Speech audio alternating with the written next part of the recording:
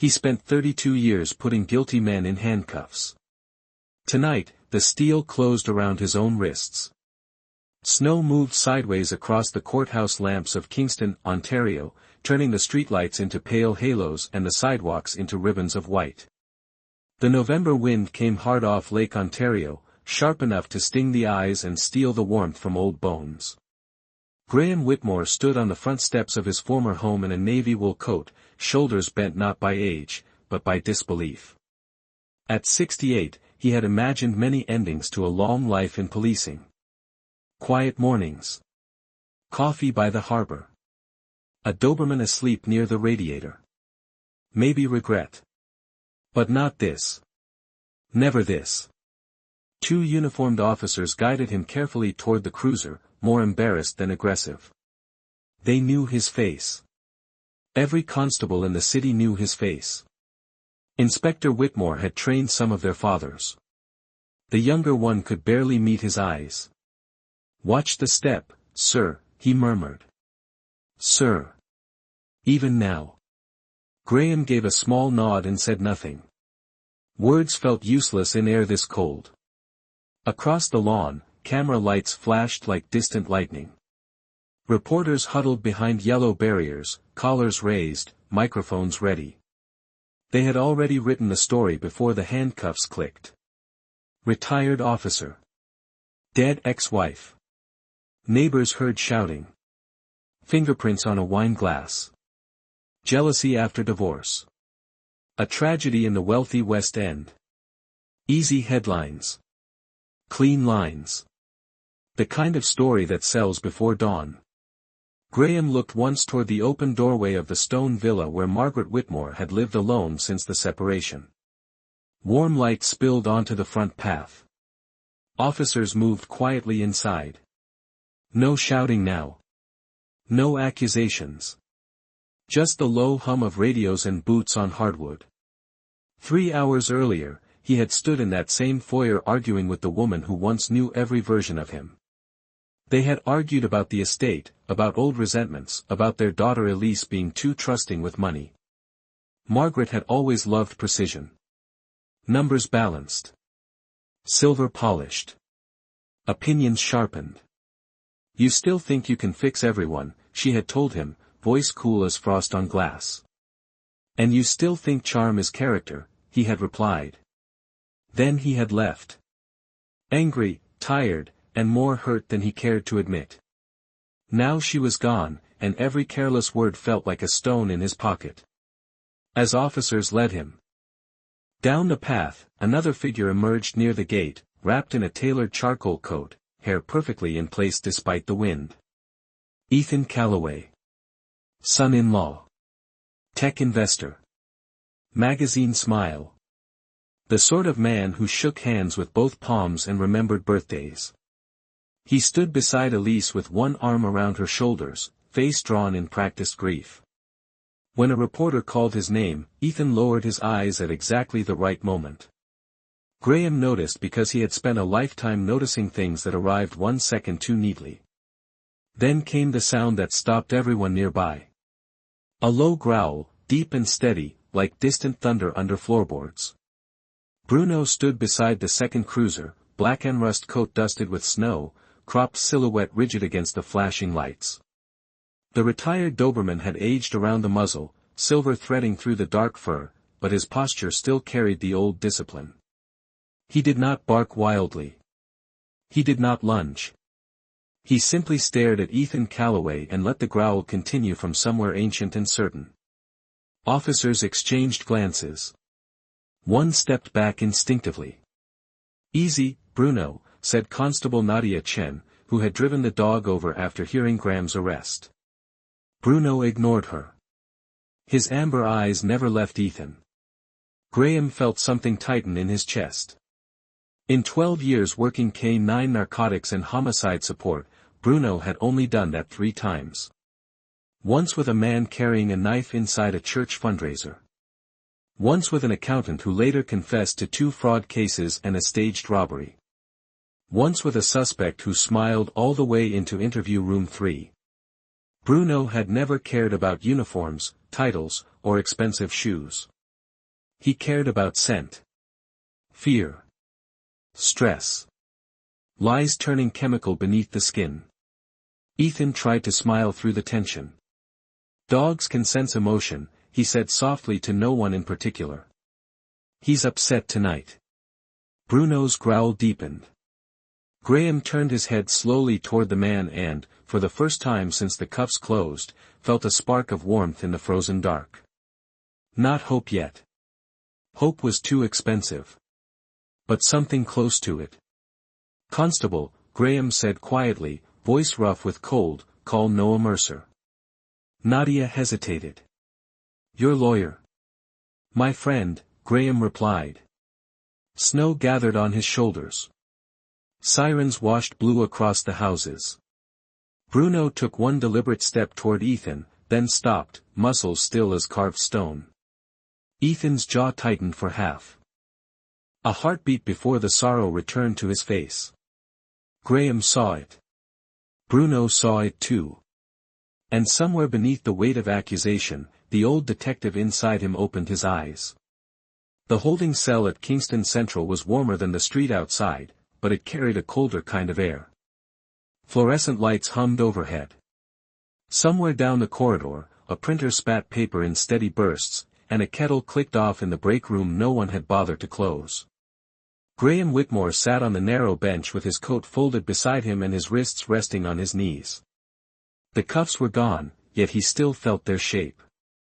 Men who had worn a badge long enough knew this truth: steel leaves the skin quickly, but not the mind. He listened to the building breathe. Doors opening. Phones ringing. Quiet voices trying not to sound curious.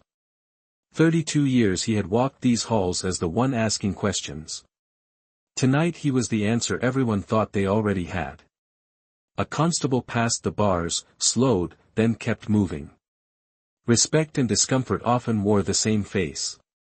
Graham lifted his eyes to the wall clock. 12 minutes past 1. Snow would be piling against the harbor road by now. Bruno hated storms only when they came with thunder. Snow he could tolerate. Snow meant silence.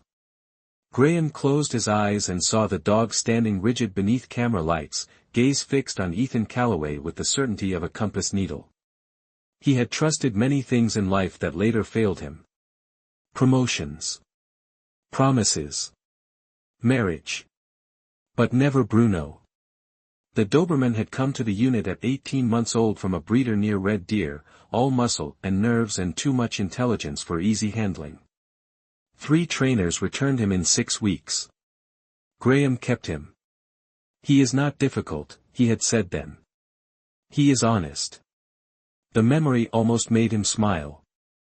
A key turned in the corridor door. Footsteps approached with measured pace, leather soles, no hurry. Noah Mercer appeared carrying a winter scarf, a paper cup of coffee, and the expression of a man who had cancelled sleep for someone he loved. He was 67 now, broad through the shoulders, silver hair combed back neatly, spectacles fogged from the cold. As boys they had played shinny on frozen ponds outside Napanee. As men they had stood at each other's weddings. Time had taken many things, but not the ease between them. "You look terrible," Noah said softly. "That is your opening line?" Graham asked. "I had worse prepared, but I am billing by the hour." He passed the coffee through the gap. Graham took it with both hands. Heat moved into his fingers like mercy. Noah's face settled. "I spoke with the desk sergeant. They are charging you pending morning review. The evidence is tidy." "Too tidy," Graham said. "That phrase works better in novels." "Then write this one down." Graham leaned forward. "Ethan Calloway." Noah said nothing at first. Outside the cell, a vending machine whirred and stopped. "Your son-in-law." "My daughter's husband," Graham corrected. "Titles matter. You are asking me to accuse a grieving family member at 1 in the morning based on instinct. Not mine." Graham held his gaze. "Bruno's." Noah exhaled through his nose, the old signal that patience was being summoned. Graham. You remember the Sanderson case. I remember you nearly getting suspended. Bruno sat in front of the mayor's nephew and would not move. And the nephew was laundering money through a charity gala, yes. Graham nodded once. You remember Finch? The pharmacist who smiled during interviews. Bruno would not let him near the door. Noah rubbed his temple. Yes, I remember. Then remember this too. Bruno does not hate people. He reads them. Noah looked away toward the corridor, thinking like a lawyer and an old friend at the same time. What exactly do you want me to do? Graham's answer came without hesitation. Find every camera on Margaret Street. Doorbells. Garages. Traffic poles. Delivery vans. Anything. And start with the one at her front entrance. The officers already collected electronics. Then find out what is missing. Noah studied him for a long moment. Did you and Margaret argue? Yes. Did anyone hear it? Likely. Did you touch a wine glass? Graham's jaw tightened. Not tonight. Noah's eyes sharpened. Not tonight. There was an old crystal tumbler in the garage workshop. I used it weeks ago while sorting tools. Silence filled the space between them. It was the silence of puzzle pieces finding edges. If someone lifted prints from that glass, Noah said slowly, they could place you anywhere a polished surface existed. Now you are writing the novel. Noah straightened. I will need access to the property records, security installer. And your daughter's schedule. Noah. Yes. Do not tell Elise until you know something solid.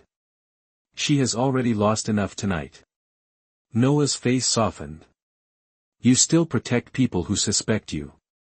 Occupational habit. From the far end of the corridor came the sound of claws tapping tile. Slow. Certain. Bruno appeared beside Constable Nadia Chen, ears high, chain lead loose in her hand. The moment he saw Graham, the dog's body changed. The tension eased from his shoulders.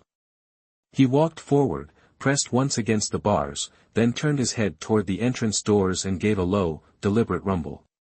Ethan was not there. But somewhere in the city, Bruno believed the lie was still moving. Morning arrived without sunlight. Kingston wore a ceiling of low gray cloud, and the snow from the night before had hardened into ridges along Princess Street where plows had passed before dawn. At 7:10, the station windows reflected only dull sky and red brake lights crawling through slush. Inside interview room 2, Graham Whitmore sat at a metal table with a paper cup of fresh coffee untouched before him. The room had not changed in 20 years. Same pale walls. Same vent that clicked every 40 seconds. Same camera in the corner pretending neutrality. He had once believed rooms like this were built to find truth. Age had taught him they were built to collect stories, and truth was only invited when convenient. Detective Sergeant Marla Bennett entered carrying a file thick enough to suggest confidence. She was 45, sharp-eyed, practical, and one of the better investigators Graham had helped mentor years earlier. She closed the door gently behind her. Respect again. Respect did not open locks. I wish we were meeting under different circumstances, she said. Then stop meeting me like this, Graham replied. A faint line of amusement touched her mouth and vanished. She sat across from him, opened the file, and folded her hands. You know the process. Better than most. Then help me understand why your prints are on the glass in Margaret's sitting room and on the interior brass handle near the study. Because someone wanted them there. That answer sounds prepared. So does your question. Marla let the silence settle. She had learned that from him. Silence made careless people generous. It no longer worked on either of them. Neighbors heard raised voices around 8:15, she said. You left at approximately 8:30. Correct. Margaret was found after 10. Also correct. Where were you between 8:30 and 10? Driving. Then home. Anyone see you? No, she nodded once, as if checking a box she disliked. Do you own a navy waxed coat with brass snaps? Graham looked up slowly. I own 3 winter coats. This is Canada. Humor is not helping. Neither is theater. Marla slid a photo across the table. A blurred still image from some distant camera showed a tall man near Margaret's side gate wearing a dark coat and cap. The face was hidden by angle and weather. A neighbor's driveway camera caught this at 9:43. Graham studied it. Height close enough. Build close enough. Conveniently close enough. You know better than this, he said quietly. I know patterns, Marla answered. An estranged couple argues. One leaves angry. One does not survive the evening. Evidence places the former spouse in the house. And what does your instinct say? She looked at him for the first time not as suspect, but as former teacher. My instinct says you are angry. Tired. Proud.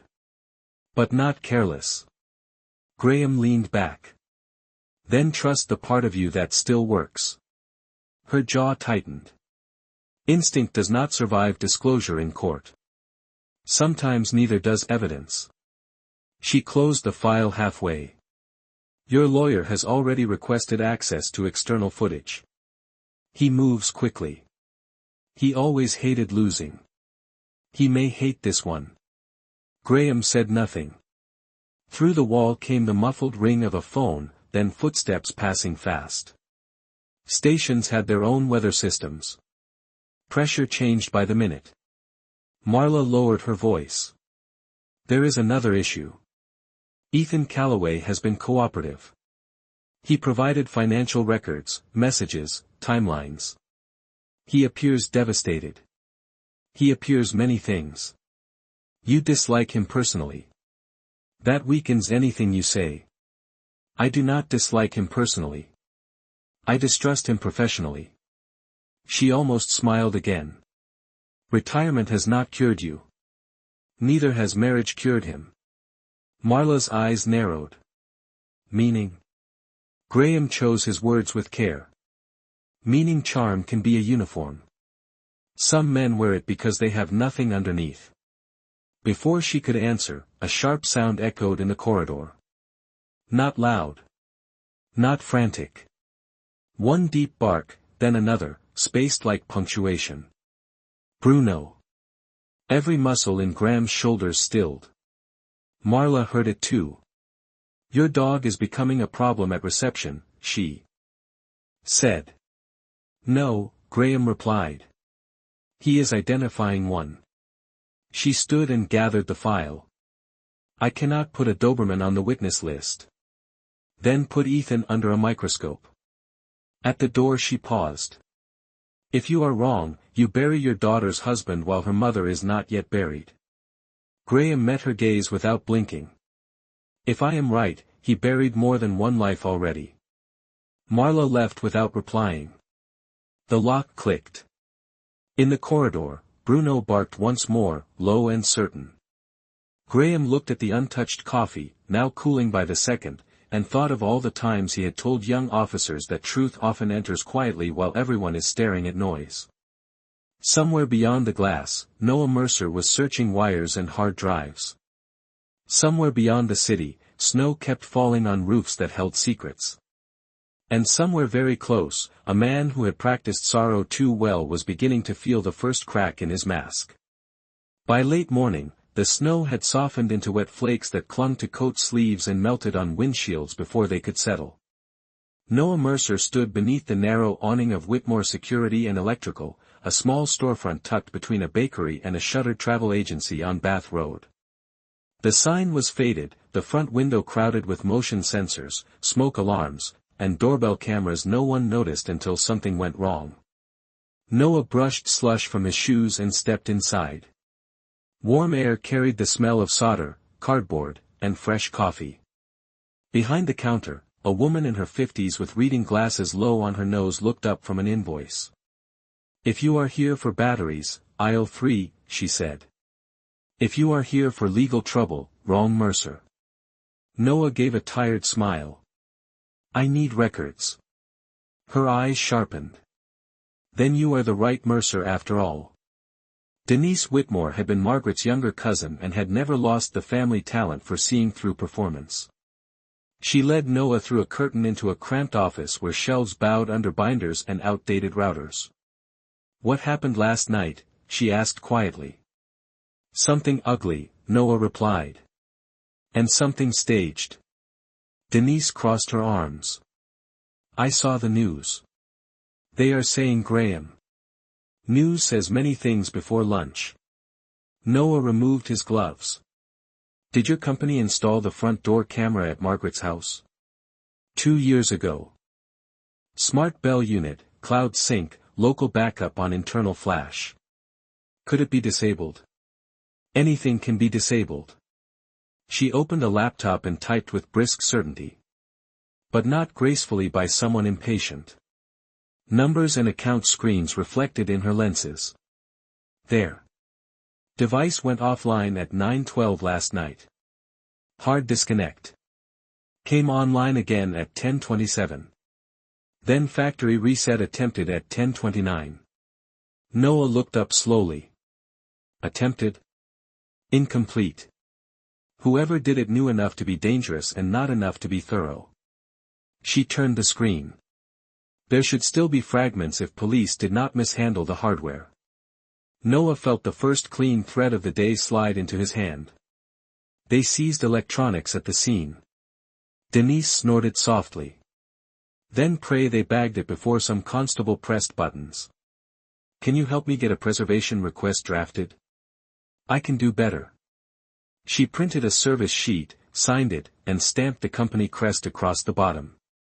"This states our equipment contains proprietary logs requiring certified review. It will annoy them into cooperation." Outside, traffic hissed through slush. Noah almost laughed for the first time since dawn. "You always were dangerous. Only to lazy men." 40 minutes later he stood in the evidence intake room at Kingston Central while an exhausted sergeant read the document twice and frowned each time. The seized doorbell unit sat in a clear bin beside labeled chargers and house keys. "You lawyers never sleep," the sergeant muttered. "Only when government is efficient," Noah said. Denise, now wearing a heavy parka and carrying a toolkit, opened the bin under supervision. Her movements were precise, almost tender. "Who handled this after seizure?" she asked. "Patrol first, then forensics." "Good. Fewer fingerprints to add to the collection." She connected a small reader, waited, then nodded once. "Memory cells are scarred but alive." The sergeant blinked.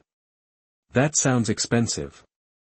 "It means someone tried to erase panic with electronics." She removed the chip and sealed it in an anti-static sleeve. "I know a technician in Montreal. Retired telecom engineer. Restores damaged storage for museums and people who regret things." Noah checked the time. "Can he start today?"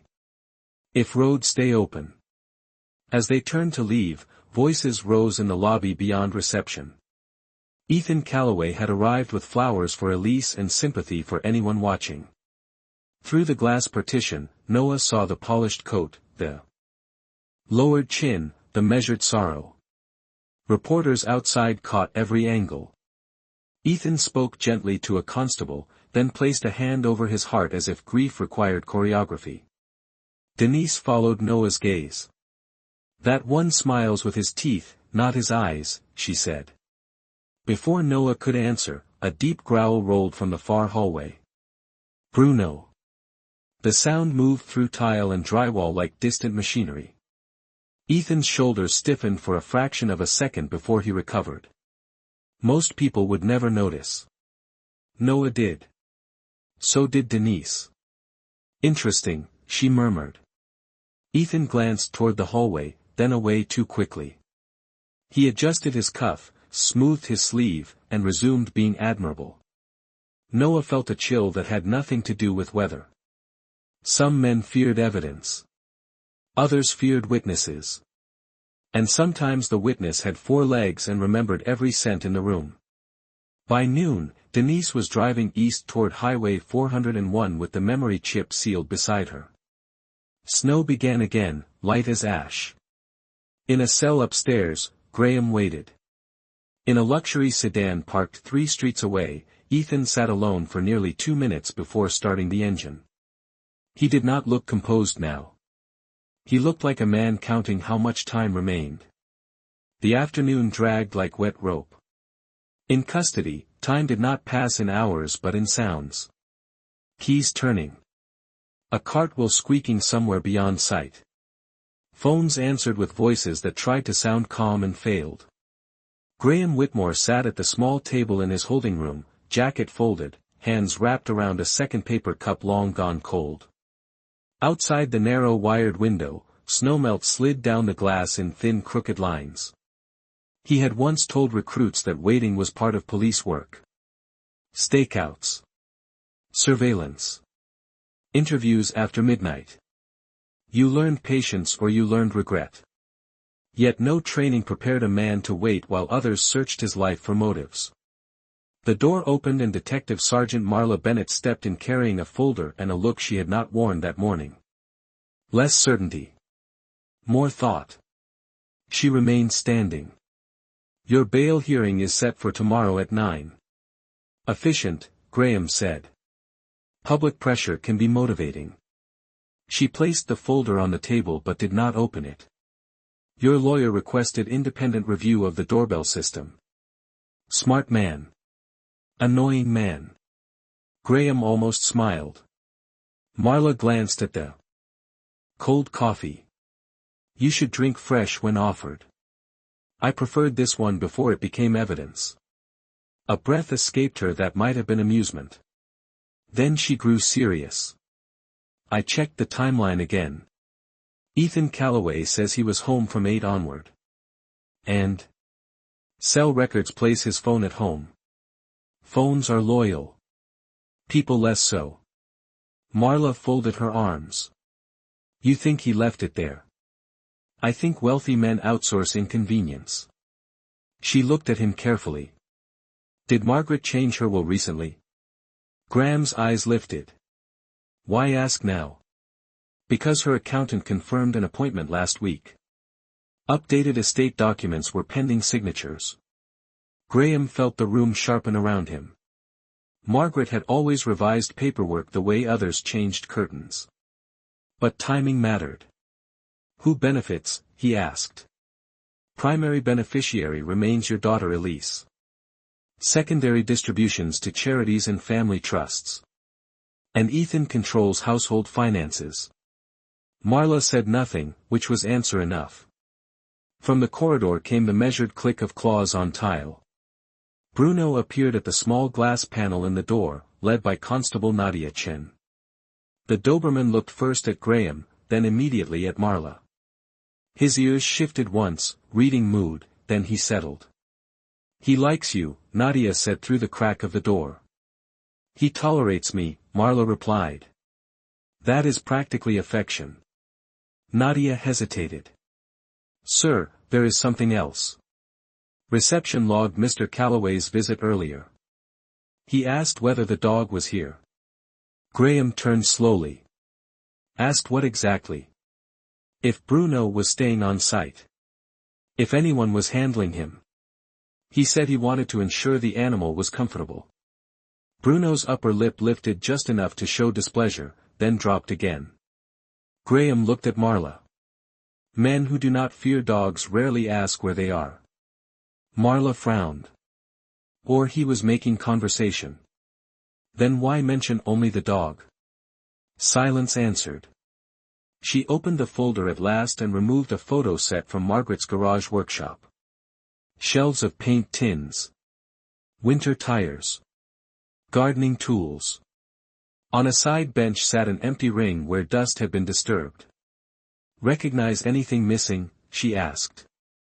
Graham studied the image. Then memory moved quietly into place. The crystal tumbler, he said. It sat there for years. Forensics found a clean circle in the dust. Because someone took it. Marla nodded once. No glass recovered at scene inventory. Only the one in the sitting room with your prints. Graham leaned back, eyes closing for half a second. It was always the small absences that mattered. Missing umbrella. Fresh batteries. One mug gone from a matched set. Crimes often announced themselves by what no longer belonged. You know this, he said softly. I know enough to dislike where it leads, Marla answered. Her phone vibrated. She glanced down, then looked at Graham with something close to surprise. Your lawyer says the memory chip reached Montreal. Technician has begun extraction. Hope entered too quickly to trust. Graham kept his face still. How long? He says if sectors are damaged, several hours. If overwritten badly, longer. Bruno stepped closer to the door and pressed his shoulder lightly against the glass. The old habit. During hard interviews he used to do that, leaning into Graham as if reminding him that weight could be shared. Graham rested his palm against the pane opposite the dog's chest. Easy, partner, he murmured. Marla watched the gesture, then gathered the photos. I cannot promise anything. No one can, Graham said. That is why truth matters. She paused at the threshold.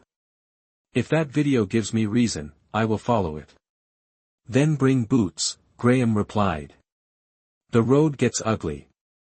After she left, the room fell quiet again.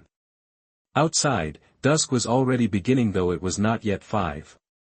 Canadian winters believed in early darkness. Bruno remained by the door, refusing to move. Somewhere east on Highway 401, a technician was asking damaged memory to remember. Somewhere in the city, Ethan Calloway was likely rehearsing innocence in a mirror. And in the stillness between those two places, the first real crack in the case widened another inch. Night settled over Kingston early, the way winter preferred. By 6:15 the city was already a map of reflections, red tail lights on wet streets, porch lamps glowing through frost, restaurant windows fogged by warmth inside. In Montreal, nearly 290 kilometers east, a man named Luc Beaulieu sat alone in a workshop above an old camera repair shop and listened to damaged memory speak in fragments. His room smelled of dust, cedar shelves, and solder warmed too many years. Oscilloscopes glowed green in the dim light. Drawers labeled cables, adapters, magnifiers, and miracles lined one wall. Luc was 72, narrow-shouldered, patient, and famous among archivists for restoring things others declared gone. Family photos. After floods. Museum tapes after fire. Hard drives dropped from boats. He believed electronics behaved like people. They rarely forgot completely. They simply hid what hurt. Denise Whitmore stood beside his bench with arms folded against the chill. Can you get it? She asked. Luc did not look up. Everything depends on what was done in anger and what was done in skill. On his monitor, columns of corrupted sectors crawled past. This one was rushed. That helps us. He clipped magnifiers over his glasses and continued. Factory reset attempt. Incomplete overwrite. Power interruption at the wrong moment. Whoever did this knew menu options, not architecture. Denise allowed herself the smallest smile. That sounds promising. It sounds human. Back in Kingston Central, Graham Whitmore was returned to a temporary interview room while custody staff changed shift. The new officer, a broad man with prairie vowels named Constable Murray, set down a fresh tea without being asked. My mother said you found her stolen Buick in 1998, he said awkwardly. Under a tarp near Odessa. Graham searched memory and found a frightened widow crying over car keys. Your mother baked raisin squares. Murray blinked. She still does. Then he left quickly, embarrassed by gratitude. Graham wrapped both hands around the hot cup. Small kindnesses landed harder when a man had little else. Bruno lay outside the glass door, chin on paws, ears awake even in rest. Age had slowed the dog's rise from the floor, never his attention. Graham watched the steady breathing and remembered a February search years ago north of Gananoque. A child missing in bush country. -14. Wind cutting through cedar stands. Officers losing light and hope by the minute. Bruno had broken line discipline, ignored commands, and vanished into snow. 10 minutes later they found him curled around the boy beneath a fallen pine, giving body heat to a stranger. Some instincts answered to no whistle. Graham trusted those most. His thoughts were broken by hurried footsteps. Noah Mercer entered without removing his scarf, cheeks red from cold, eyes bright with something stronger than fatigue. He closed the door behind him and spoke softly. Luke found fragments. Graham did not move. Hope again. Dangerous, expensive hope. Fragments of what? Motion clips cached before reset. Time-stamped. Partial frames at first. Noah took a breath. Then cleaner sequences. Graham set the tea down carefully. Tell me plain. At 9:38, someone approaches Margaret's side entrance wearing a navy waxed coat and cap. My coat. Looks like yours from distance. Face. Covered by mask. But height is close to yours, perhaps slightly shorter. Graham's jaw tightened. Convenient. Noah nodded. Wait. At 9:41 the figure turns to adjust the latch. Left hand gloveless for 2 seconds. He opened his phone and enlarged a still image. Even blurred, one detail was sharp enough. A signet ring with a square black stone. Graham knew it instantly. Ethan wore it at every family dinner because it had been featured in a magazine profile about successful young founders. Elise gave him that on their 5th anniversary, Graham said quietly. Noah's voice lowered further. There is more. At 9:56, same figure exits carrying something small wrapped in cloth. The tumbler. Likely. Graham closed his eyes. In the hallway, Bruno rose before anyone spoke, as if the room's chemistry had changed. He gave one low sound deep in his chest and stood facing the station entrance. Noah pocketed the phone. Luke is exporting authenticated copies now. Chain of custody affidavit included. Marla needs to see it immediately. She is on her way. Snow tapped softly against the window like fingers asking in. Graham looked at Bruno through the glass. The dog's ears were forward, body taut, every line of him pointing toward a truth no one wanted at first. Good boy, Graham whispered. Bruno did not turn around. He was still listening for footsteps in the lobby. Somewhere downstairs, the outer doors opened with a rush of cold air. Somewhere very near, the perfect man had decided to come back one time too many. The outer doors opened with a sweep of cold air and the scent of wet wool, road salt, and expensive cologne. Bruno was on his feet before the hinges finished moving. Every line of the Doberman sharpened. Ears forward. Weight balanced. Eyes fixed. Through the glass of the interview room, Graham saw Ethan Calloway step into the lobby carrying concern on his face like a polished accessory. Snow dotted the shoulders of his charcoal coat. He brushed it away with measured calm, then asked the front desk something no one in grief should ask first. Is Elise still here? His voice was warm, low, perfectly paced. But Bruno's growl rolled across the tile before the clerk could answer. Heads turned. Phones paused midair. Ethan looked toward the dog and gave a careful half-smile meant for witnesses. Still does not like me, he said. Bruno took one deliberate step forward. Constable Nadia Chin shortened the lead instinctively. He likes honesty, she replied without thinking. Ethan's smile thinned, then recovered. Upstairs, Detective Sergeant Marla Bennett entered the interview room with Noah Mercer close behind her. She shut the door and placed a tablet on the table. "I need you to confirm this ring," she said. "No preamble now. No theater." She pressed play. Grainy footage filled the screen. Snow. Side gate. A figure in dark coat moving with practiced purpose. At 9:41 the person reached for the latch and turned slightly. Left hand visible for 2 seconds. Square black signet ring catching porch light. Graham nodded once. "Ethan's." Marla looked to Noah. "Authentication." Luke Beaulieu signed chain of custody. Device logs match outage and reset times. Metadata intact where recoverable. Marla replayed the clip. This time she watched the gate. Slight outward turn of the right foot. Subtle but real. "He injured his ankle skiing last winter," Graham said quietly. "Still rolls that side when tired." Marla stopped the video. Her face had changed. The investigator was back now, replacing the administrator who had been managing optics all day. "Stay here," she said, and left with the tablet in hand.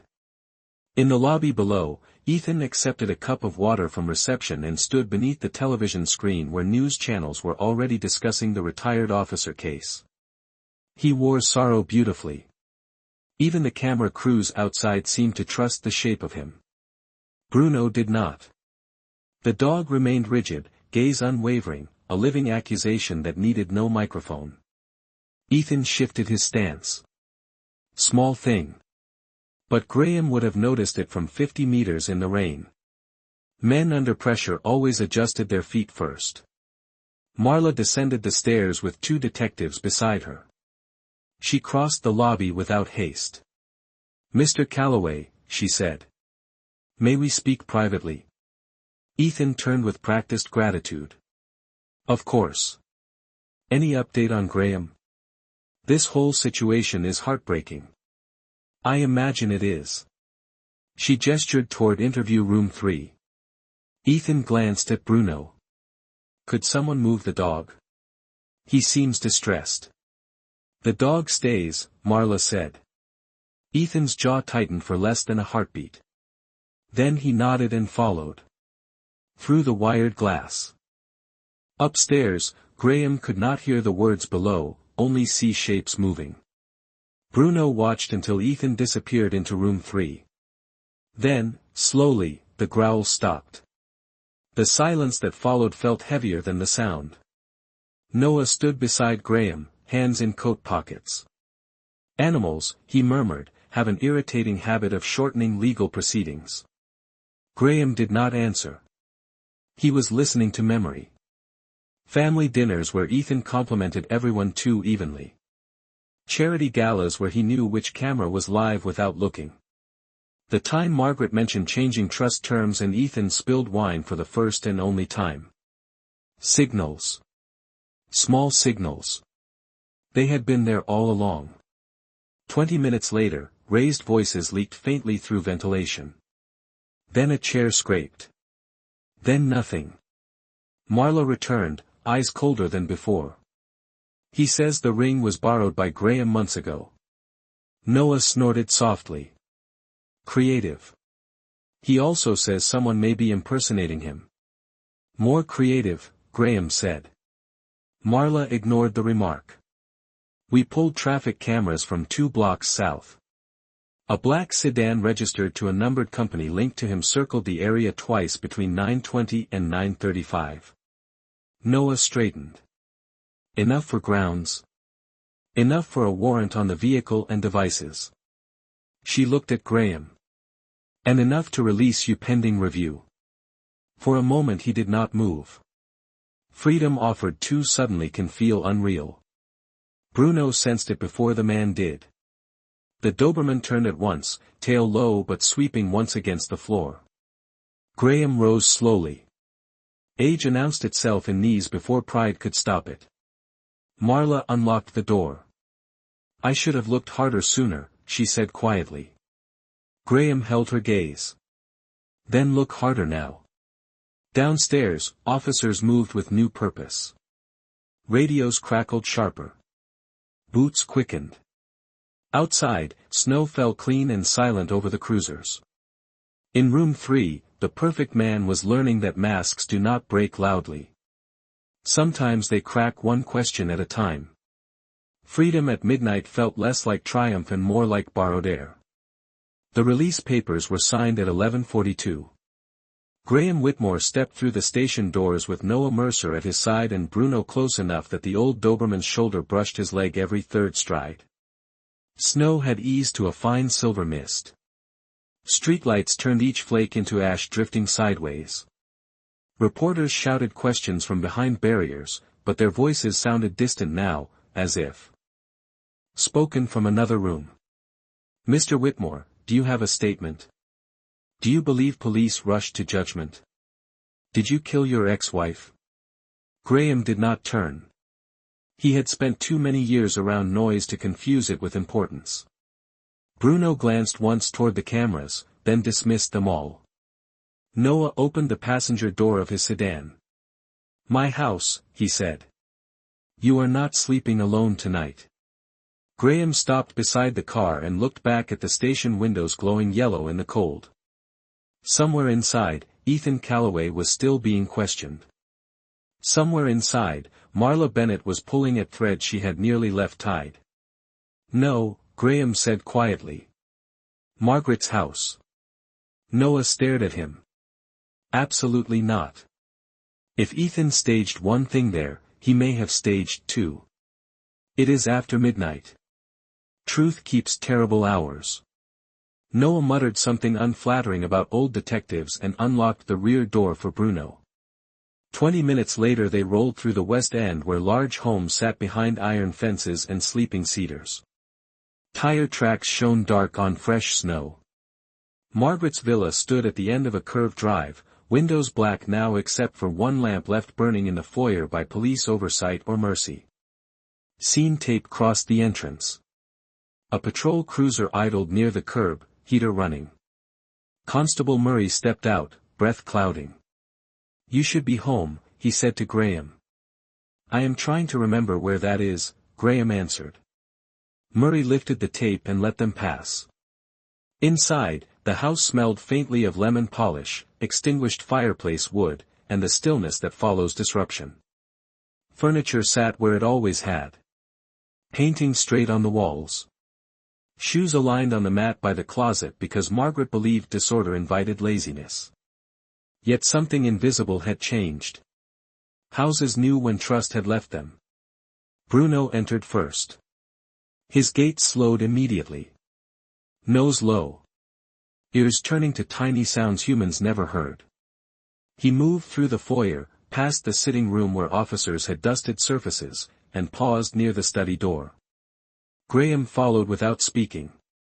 Noah remained 2 steps behind, carrying a flashlight and skepticism in equal measure. The study was lined with shelves of law books Margaret never read and financial books she often did. A mahogany desk faced the garden. Drawers had already been searched, then returned too neatly by professionals. Bruno ignored the desk. He crossed to the far wall where framed family photographs stood on a side console, Elise at university, Margaret in Banff beneath summer mountains, a younger Graham holding Bruno as a pup with ears too large for his head. The dog sniffed once, then turned sharply toward the gas fireplace. "What now?" Noah asked. Bruno pawed at the stone hearth, not wildly, just 3 deliberate taps. Graham crouched with a stiffness age charged interest on. Along the lower trim, one panel sat a few millimeters proud of the rest. Margaret would never have tolerated that. "Help me," he said. Noah knelt, inserted a penknife from his keychain, and eased the panel outward. Behind it lay a shallow cavity lined in felt. Inside was a slim metal lockbox and a folded envelope. Noah looked at Graham. "You knew." "I knew Margaret trusted banks less than walls." The envelope bore Graham's name in Margaret's handwriting. Clean, firm strokes that had once signed birthday cards and divorce filings with equal confidence. His fingers hesitated before opening it. The note inside was brief. If anything happens to me suddenly, do not trust appearances. I have discovered transfers from Elisa's accounts into entities controlled by Ethan. Documents enclosed. I was going to tell her this week. Margaret. Noah exhaled slowly. Good Lord. Graham opened the lockbox. Bank statements. Corporate registrations. Printouts of numbered companies. Transfers totaling more than $2 million over 18 months. Structured. Layered. Hidden beneath respectable language. Bruno stood beside him, silent now, as if his work in this room was complete.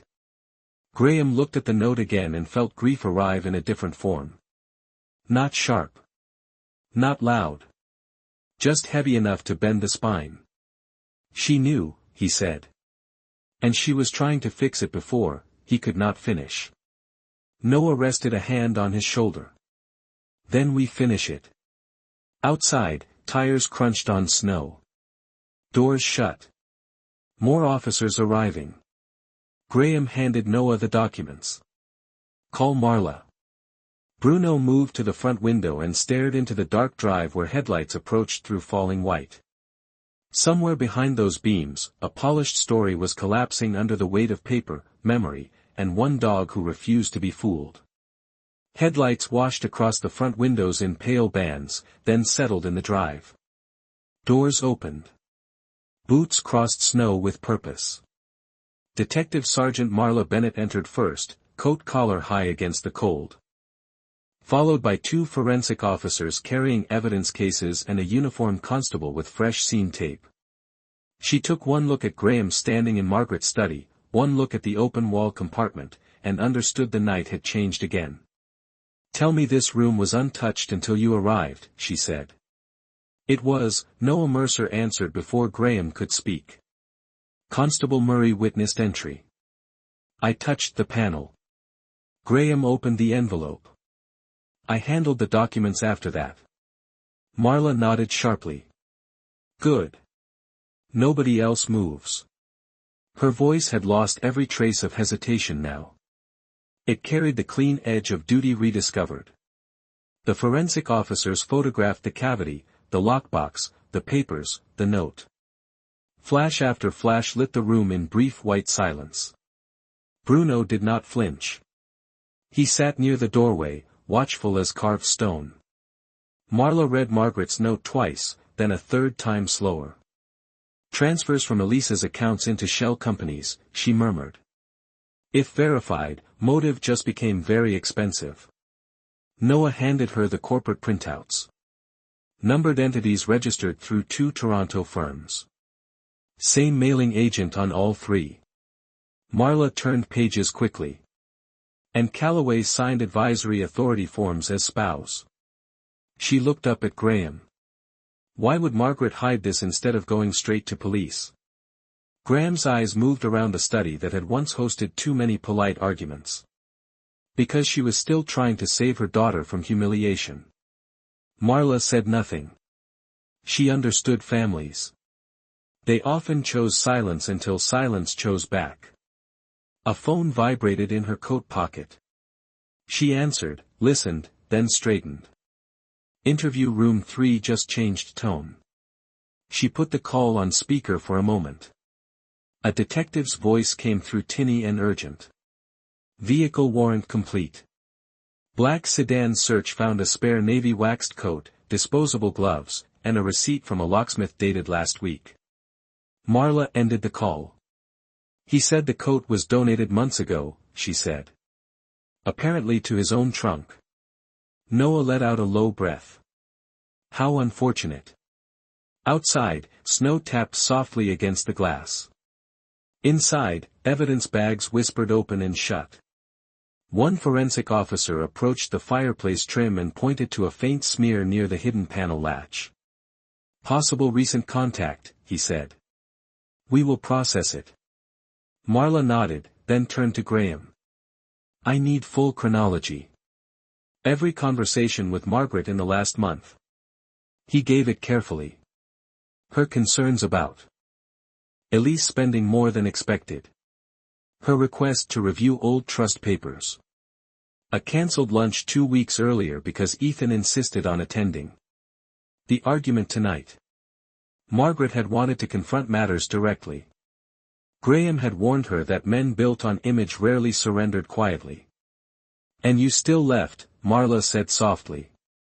Regret moved across his face like weather over water. "She told me to go." Bruno rose then and crossed to Graham, pressing his shoulder once against the old man's leg. "No drama. No fuss. Just contact."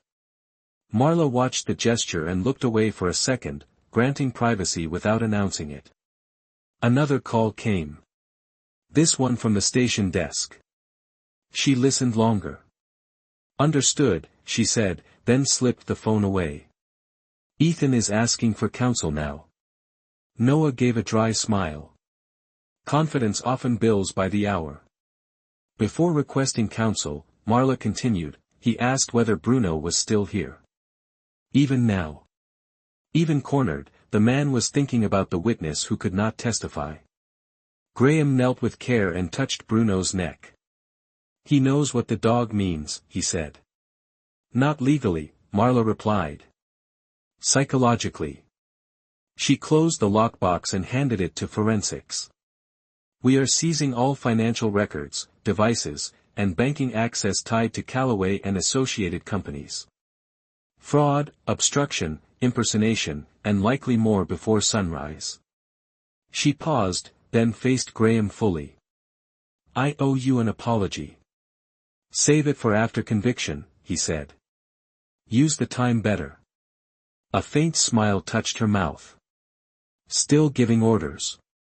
Occupational habit." She stepped closer and lowered her voice. "One more thing. Elise is at St. Mary's with family liaison. She still believes her husband is helping us." The room grew quieter than before. Some truths hurt more gently when delayed, but they hurt all the same. Graham closed his eyes briefly. "Then let me tell her." Marla considered, then nodded once. "When I have enough to protect the conversation." She headed for the door, issuing instructions as she moved. More warrants. Freeze accounts. Contact Toronto Financial Crimes. Secure digital backups. The machine was awake now. Bruno watched her leave, then returned to the fireplace and sat facing the hidden compartment where Margaret had trusted wood and stone more than people. Graham looked at the note in evidence plastic and understood something painful and pure. Even at the end, she had still been trying to protect their child. Outside, the driveway filled with blue reflections on fresh snow. Inside, the house no longer felt silent. It felt like truth clearing its throat. By 2:15 in the morning, Kingston felt emptied of everyone except plow drivers, nurses, and people whose lives had tilted off balance. St. Mary's Hospital stood bright against the dark, windows glowing over snowbanks piled shoulder-high along the curb. Graham Whitmore sat in Noah Mercer's sedan with the engine idling and watched the entrance doors open and close under fluorescent light. Bruno occupied the back seat, alert despite the hour, nose lifting each time a gust of cold entered the car. Hospitals always carried layered scents, antiseptic, coffee, wool coats drying near radiators, fear hidden under perfume. Dogs knew what humans tried to disguise.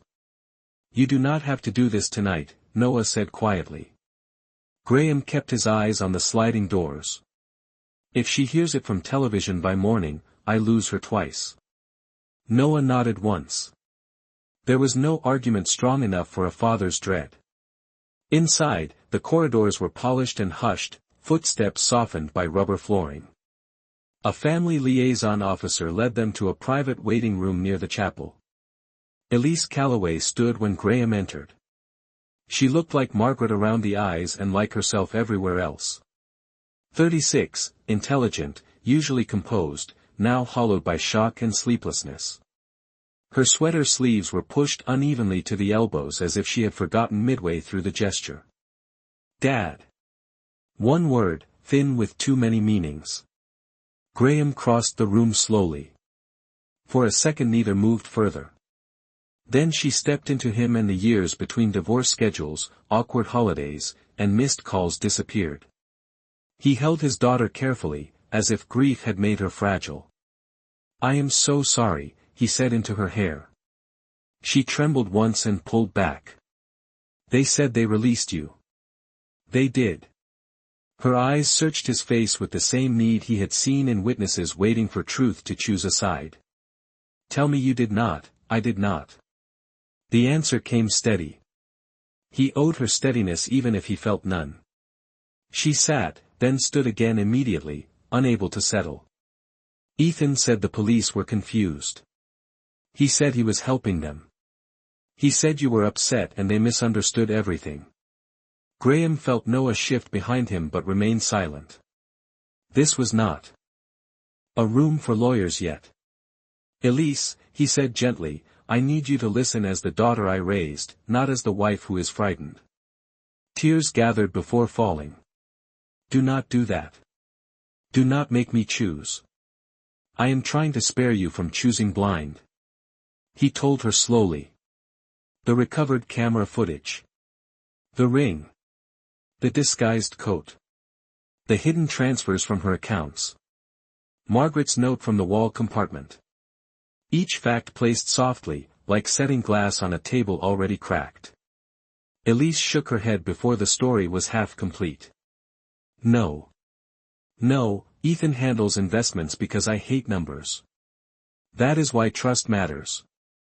He loves me." Graham's face changed in a way fathers dread. Some men love being trusted more than they love the people trusting them. She turned away, palms pressed to her mouth. The room held only the low hum of ventilation and the faint bells of an elevator down the hall. Bruno moved forward then, slow and deliberate, and sat beside her chair.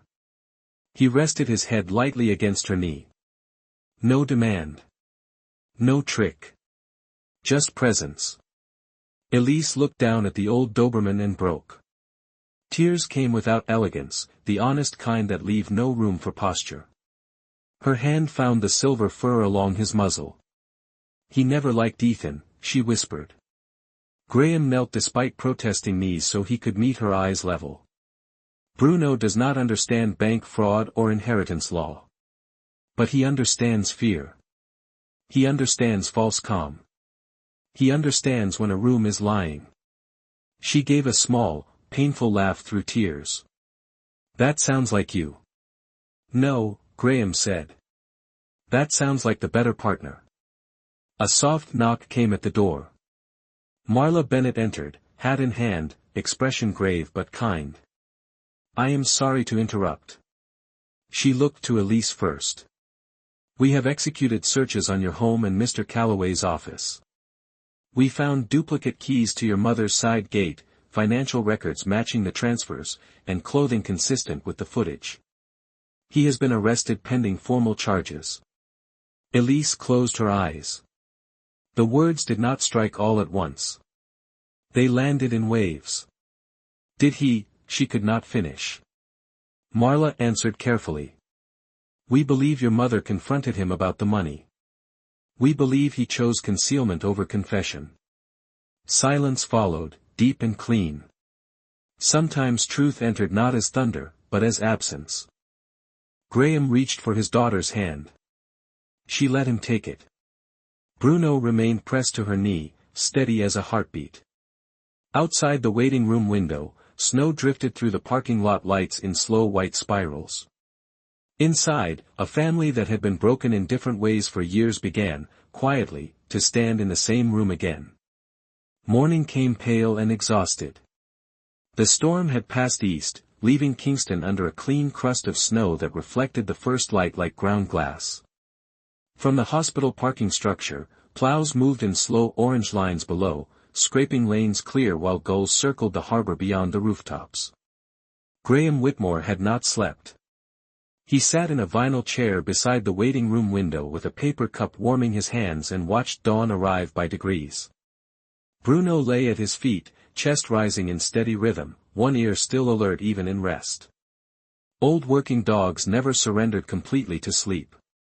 Across the room, Elise dozed under a donated blanket, head tilted awkwardly against the wall. Grief had finally forced what comfort could not. Noah Mercer snored once from the corner chair, woke himself, then pretended it had not happened. Even ruin made room for small mercies. At 7:20, Detective Sergeant Marla Bennett returned carrying a folder, 2 coffees, and the look of someone who had worked through the night because conscience would not allow otherwise. She handed 1 cup to Graham. "You still take it black." "I take everything black after 50. That explains the personality." It was the first joke either of them had offered in 24 hours. It landed gently. Marla sat opposite him. "We executed digital warrants before sunrise.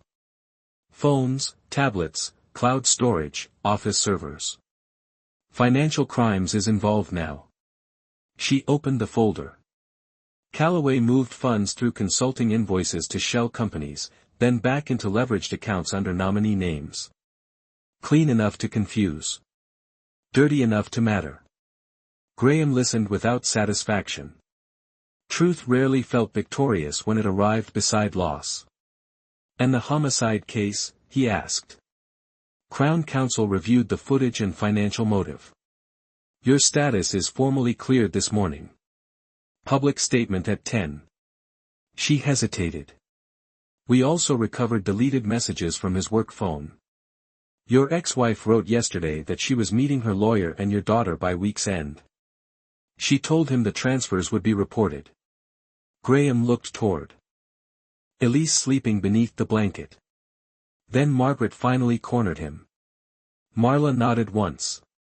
And he chose panic. Silence settled. Bruno opened his eyes, lifted his head, and watched Marla as if checking whether she carried more bad news. She reached down carefully and scratched the side of his neck. He allowed it.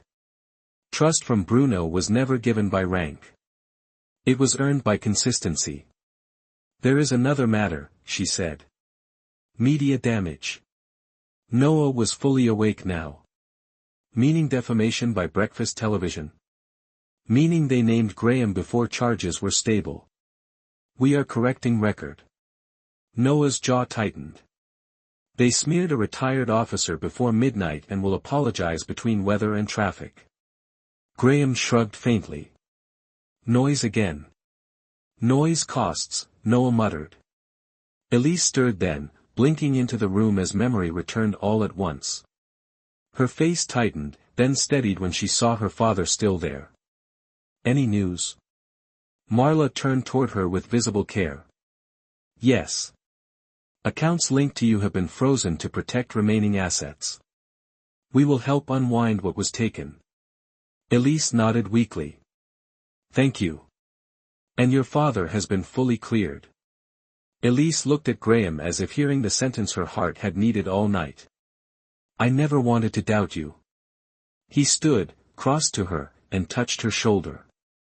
"Shock doubts everyone." Tears filled her eyes again, but quieter now. "Mum wrote that note for you." "She wrote it for you," Graham said softly. "She trusted I would read it." The chapel bells rang once somewhere down the corridor, a simple tone carried through hospital halls. Noah rose and stretched his back with theatrical complaint. "I propose food. Real food. Preferably involving toast." Even Elise managed a small smile. Marla closed the folder and stood. "One warning before breakfast. Reporters will be outside in force. They will ask whether you forgive him." Graham glanced at Bruno, then out the window where sunlight touched snowbanks at last.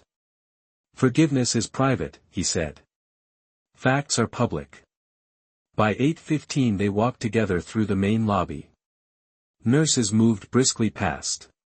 Volunteers arranged magazines no one would read. The sliding doors opened to bright cold air and a wall of cameras waiting behind barriers. Microphones rose like reeds. Voices called his name. Graham paused on the top step. Bruno stood beside him, posture calm, frost bright on his whiskers. Elise took her father's arm. Noah adjusted his scarf. Marla remained half a pace behind, not shielding him now but standing witness. Graham faced the crowd that had buried him the night before. He said only this. My former partner knew the truth before anyone else. You may wish to ask why.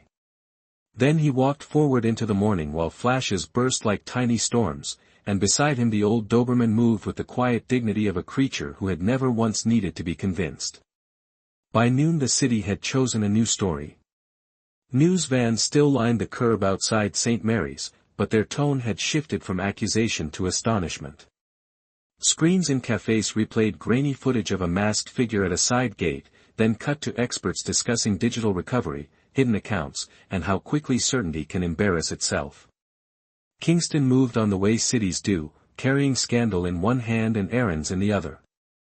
Inside Margaret Whitmore's villa, silence returned more honestly than before. Police had completed the second sweep and removed most of the tape. The front hall smelled faintly of winter air and cleaning solution. Graham stood in the kitchen where sunlight fell across quartz counters Margaret had chosen after 3 months of comparing samples. She had once said people revealed themselves by how they selected ordinary things. Impatient people chose fast. Insecure people chose expensive. Wise people chose what would last. He wished now he had listened more carefully when she spoke about anything except him. Elise sat at the table wrapped in one of her mother's old cardigans, turning a mug of tea between both hands though she had not taken a sip. Bruno lay beside her chair, close enough that one of his paws touched her slipper. Every time her breathing quickened, the paw remained there as if reminding her rhythm existed. Noah Mercer stood by the sink reading documents through his glasses and muttering legal insults toward Ethan Calloway with admirable creativity. He billed private dinners as advisory consultations, he said. I almost respect the laziness. Elise gave a tired exhale that might someday become laughter. Graham opened a drawer for no reason except motion felt easier than memory. Inside were tea towels folded with military precision and elastic bands sorted by size. Margaret's fingerprints remained everywhere in the habits of the house. I should have seen it, Elise said suddenly. No one answered. Too quickly. Regret needed room before correction could enter. He always had explanations. If statements were late, there was a merger. If funds moved, it was tax strategy. If he was distant, it was pressure. Her voice thinned. I thought successful people were just busy. Graham closed the drawer gently. Deception survives by sounding practical. She looked at him with wet eyes. Did Mum know for long? Long enough to investigate. Not long enough to fix it. Elise lowered her head. Bruno rose without hurry and placed his chin on her knee. She stroked the silver around his muzzle. He warned me in his own way, did he not? Graham sat across from her. Dogs do not speak in words because words are often where humans hide. Noah lowered the papers. I am framing that sentence and charging you for it. The doorbell rang. All four froze for half a beat. Then they remembered the old unit had been seized and the sound now came from a temporary chime police had installed. Strange how quickly fear trains the body. Graham opened the door to find Detective Sergeant Marla Bennett on the step carrying a bakery box and no visible file. Snow glittered along the hedges beneath clear blue sky. Peace offering, she said, lifting the box. Butter tarts from Sydenham Road. Also signatures requiring no one's blood pressure. Noah took the box immediately. Accepted. Marla entered, removed her boots, and looked around the home with softened eyes. Crown Counsel will proceed aggressively, she said. Financial fraud, obstruction, impersonation, tampering with evidence, homicide. He has retained Toronto counsel. Noah snorted. Naturally. He is also requesting release. Marla glanced at Graham. I do not expect success. Elise stared at the table. Did he ask about me? Yes, Marla answered honestly. Twice. And? I told him your welfare is not his entitlement anymore. Something steadier entered Elisa's face then. Pain remained, but dignity had found a chair beside it. Graham noticed and silently thanked every hard woman in his family line. Marla handed over forms for asset recovery, victim support, and statement scheduling. Bureaucracy was never graceful, but sometimes it was mercy wearing poor clothing. While signatures were made, Bruno walked to the front window and stood watching the drive. His posture changed only slightly, enough for Graham to notice. What is it? Marla asked. Graham moved beside the dog. Across the street. A dark sedan sat idling under bare maples. Windows tinted. No plates visible from this angle. It pulled away the moment they looked. Marla's expression hardened. She was already reaching for her phone. Media? Noah asked. Maybe, she said. Or maybe someone still measuring damage. She stepped outside to call it in. Graham rested a hand on Bruno's neck. The dog's muscles were calm now. Threat assessed. Passed on. You never really retire, do you? Graham murmured. Bruno glanced up once, unimpressed by the question. In the kitchen, Noah opened the pastry box. Elise laughed unexpectedly when he tried to hide two for himself. The sound was brief and cracked at the edges, but it was laughter all the same. And in a house that had known too much performance, that small honest sound felt like the first repair. 3 days later, the courthouse on Berry Street stood under a hard blue sky and a wind sharp enough to cut through wool. Reporters lined the stone steps before sunrise. Satellite vans crowded the curb. Every station wanted the image of a fallen narrative trying to rise as another one collapsed beside it. Inside, heat hummed through old radiators and the corridors smelled of paper, coffee, and wet boots drying on tile. Graham Whitmore adjusted the knot of a charcoal tie he had not worn since a retirement banquet he barely remembered. Age had thinned his hair and stiffened his hands, but the mirror in the washroom still showed the same eyes that once watched suspects decide whether to lie. Bruno sat outside the stall door with patient dignity, wearing a service harness Noah had found in storage. The lettering had faded, but not the posture beneath it.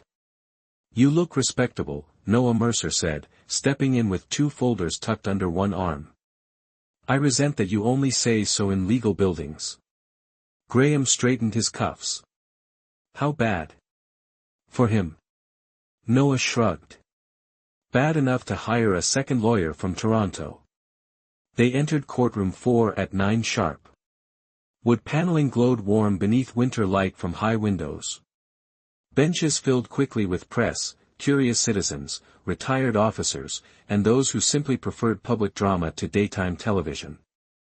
At the front sat Ethan Calloway between counsel, immaculate in a navy suit, face composed into solemn humility. But there were new details now. Less color in the cheeks. A throat swallowing too often.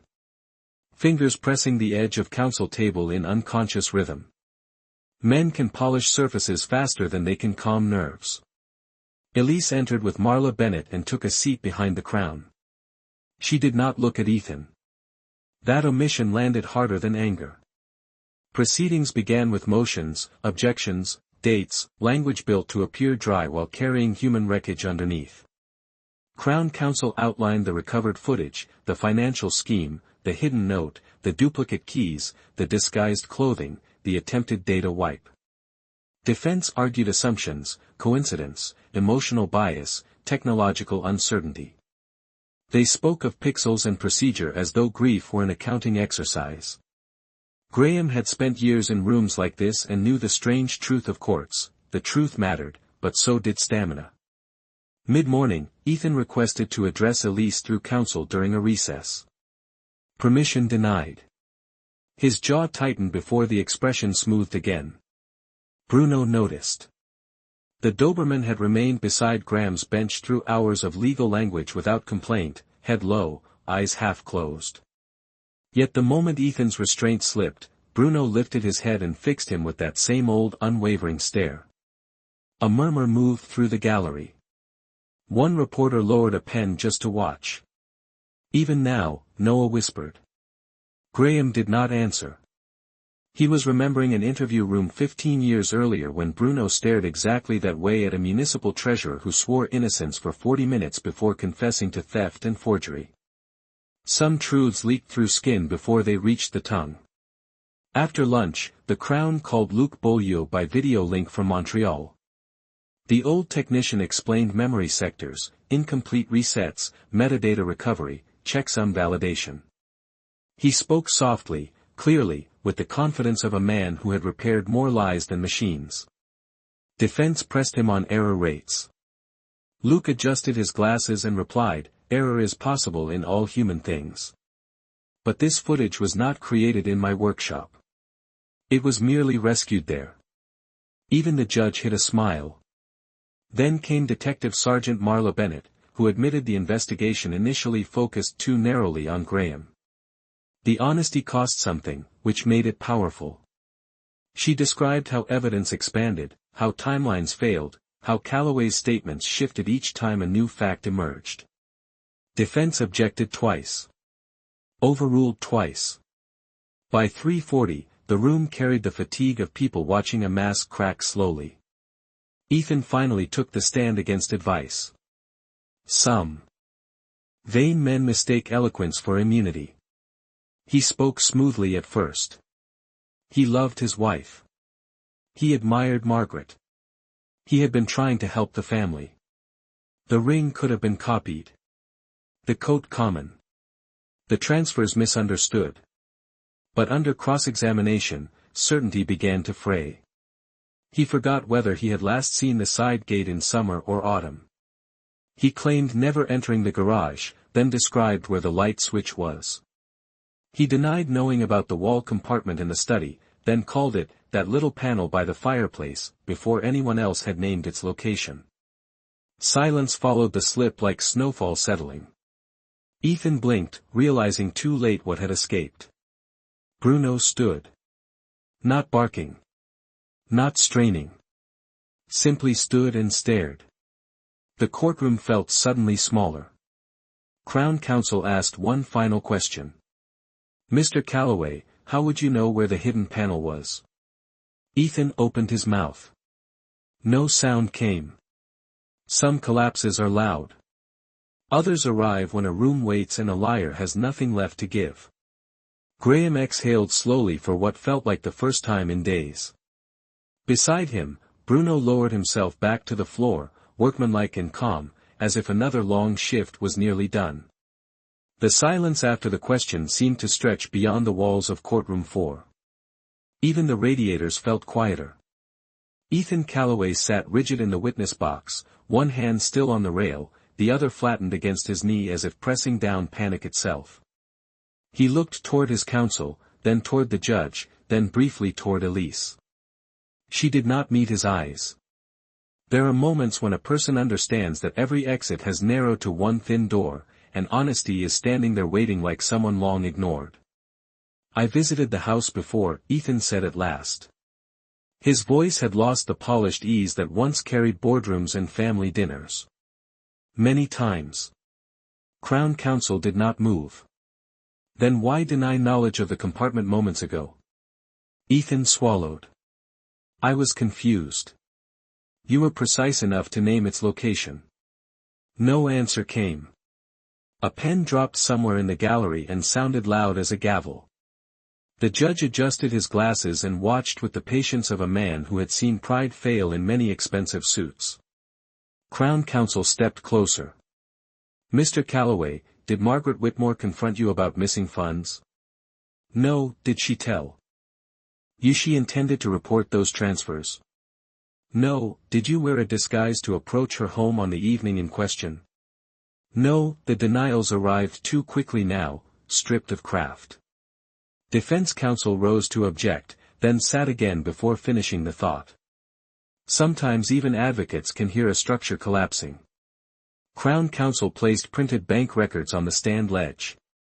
These transfers move through entities controlled by your signatures, your devices, and your office network. These messages discuss deleting alerts before your wife noticed. This receipt shows locksmith services for a duplicate side gate key. This footage shows your ring. This witness heard your changing statements. So I will ask once more. What happened in that house? Ethan's composure finally fractured in visible lines. Color drained. Shoulders sagged by a centimeter that changed everything. She threatened to ruin us, he said quietly. The room inhaled as one body. Us? Crown Counsel asked. Me, Ethan replied after a long pause. She said Elise would know everything. That I would lose the company, investors, reputation. He laughed once without humor. People think money matters most. It does not. It is image. Once image goes, money follows. Graham closed his eyes briefly. There it was. Not rage. Not desperation alone. Vanity elevated to creed. Crown Counsel's voice remained even. Did you plan to frame Graham Whitmore? Ethan stared at the rail. I plan to protect myself. Answer the question. Yes. The word landed with none of the drama it deserved. Just one syllable. Small enough to fit inside a life and break it. He described taking the old tumbler from the garage after noticing Graham use it weeks earlier. He described the coat bought to resemble one Graham owned. He described resetting the camera and failing to erase all of it. He did not describe Margaret's final moments in detail, and no one asked him to. Some things need not be rehearsed to be understood. He simply said, she would not let it go. The judge called a recess while formal admissions were prepared. The gallery erupted into hushed voices, chairs scraping, reporters rushing for hallways. Yet on the bench where Graham sat, time moved differently. He remained still, hands folded, looking not at Ethan but at the grain of the wooden floor. Noah Mercer placed a hand on his shoulder. You were right. Graham answered without lifting his head. Margaret was right first. Across the aisle, Elise rose unsteadily. Marla Bennett stepped beside her, not touching, simply present. Elise looked once toward the witness box where the man she had married now sat smaller than the suit around him. Then she turned and walked out through the side door without a word. Bruno watched her leave, then looked to Graham as if checking where duty belonged next. When court resumed, the judge accepted revised pleas on several charges and remanded Ethan into custody pending sentencing. There would be months of filings, statements, victim impact reports, restitution hearings, experts discussing numbers and motives. Law moved slower than harm, but it moved. As sheriffs approached, Ethan finally looked at Graham. I never meant for this, he said. Graham met the gaze calmly. That is the trouble with men who worship appearances. They never mean the truth they create. Ethan looked away first.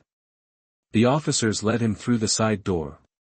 No cameras captured that moment. No headlines would carry the sound of shoes fading down a corridor. Yet it was the truest scene of the day. Bruno rose, crossed the small distance, and leaned his shoulder against Graham's leg. The old detective placed one weathered hand on the dog's neck and held it there. Outside, winter sun touched the courthouse steps. Inside, a lie that had nearly buried an innocent man was finally being carried out. 2 weeks later, winter sunlight lay across Kingston like something gentle returned after a long argument. Snowbanks along the side streets had softened at the edges, dripping steadily into gutters that began to remember spring. The harbor remained rimmed with ice, but gulls wheeled louder now, and people walked with their collars open for the first time in months. Some seasons do not arrive all at once. They test the door first. Graham Whitmore stood in the cemetery on Sydenham Road beside a granite marker still too new for the eye to accept. Margaret Whitmore. Wife once. Adversary sometimes. Ally at the end. Fresh cedar branches had been laid at the base by someone who understood she preferred practical beauty to expensive flowers. Elise stood on his right, gloved hands wrapped around a thermos of tea. On his left sat Bruno, older, muzzle silver in the sun, posture patient and upright despite stiff joints. The wind moved lightly through bare trees and carried the distant sound of traffic, reminding them that the world continues even when a heart insists it should pause. She would hate this stone, Elise said quietly. Graham glanced at the marker. Too ornate. Too sentimental. He almost smiled. Then we chose correctly. She can complain forever. Elise laughed softly, then cried immediately after. Grief often changes masks faster than people can follow. Graham placed an arm around her shoulders. They stood that way in silence. There was much to say and no need to say any of it. The courts had moved swiftly after the confession. Assets frozen. Sentencing scheduled. Restitution proceedings underway. Commentators debated fraud, narcissism, digital evidence, public trust. None of it changed the empty chair at family dinners. None of it returned a woman who folded towels with military precision and loved her daughter fiercely enough to risk everything for the truth. I keep replaying signs I missed, Elise whispered. The invoices. The excuses. The way he asked more about appearances than feelings. Graham nodded slowly.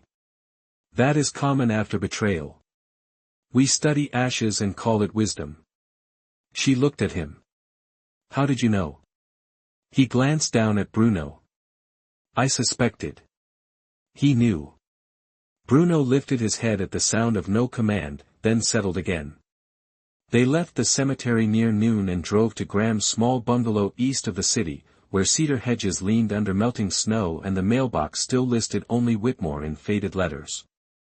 The house had been quiet for years in a way that bordered on lonely. Today it felt merely peaceful. Noah Mercer arrived carrying groceries and opinions, both in excess. Marla Bennett came later with a potted fern and no apology speeches left to give. They ate shepherd's pie at the kitchen table while Bruno stationed himself beneath the chair most likely to drop carrots. Conversation moved carefully at first, then easier. Noah mocked television pundits. Marla admitted she now checked every doorbell camera twice. Elise asked for copies of her mother's old recipes. Graham listened more than he spoke. Healing often begins as attendance. After lunch, while dishes clinked and winter light warmed the sink, Bruno rose with visible effort and crossed to Graham's chair. The old Doberman no longer moved like the storm of muscle he once was. Time had collected its due in hips and shoulders. Yet he came steadily, head high, and stopped beside his former partner. Then, with great deliberation, he lowered himself and placed his head across Graham's knee. The room fell quiet without anyone asking it to.